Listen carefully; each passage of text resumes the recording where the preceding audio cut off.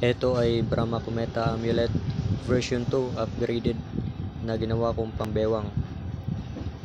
At ito ay adjustable na pambewang. Pwede lang madala sa kahit saan mang lugar. Pwede lang mabasa ng tubig kapag naliligo. At ito ay nagagamit sa pangmatagalang panahon kapag iniingatan. Ito ay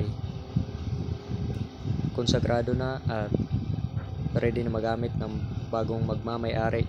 Ito ay nagagamit bilang pangkalahatang proteksyon sa lahat ng klaseng malalang aksidente na maaaring ikamatay ng tao.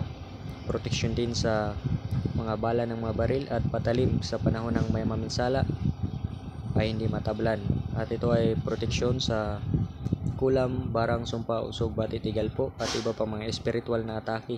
Nagtataglay rin ito ng pasumbalik sa mga masamang mahika o masamang atake ng mga kaaway, kagaya ng halimbawa kulam o tigalpo o barang na ang nagsusuot nito kung hindi pa siya dating tinablan at siya ay kinulam ay babalik lamang sa gumagawa.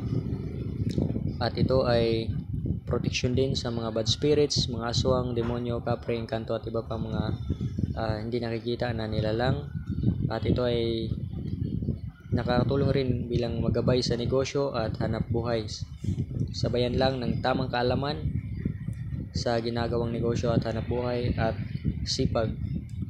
At ito naman ay ilan sa aking mga nilalagay sa aking pambewang. So, nilagyan ko ng mga banal na mga salita sa loob, mga orasyon, mga formula. So, sa maliit na sulat at meron din siyang mga maliliit na mga mutya, bato, kahoy, dahon, mga pino para ito ay magkasya sa loob. At ang pambewang na ito ay wala itong bawal sa pagkain at wala itong bawal na lugar na pagdadalhan. At isusuot mo lang ito palagi para mabilis mag-absorb sa katawan mo ang bisa ng pambewang na ito.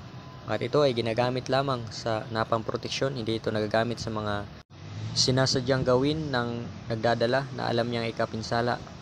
Hindi ito nagagamit sa kayabangan at kalokohan.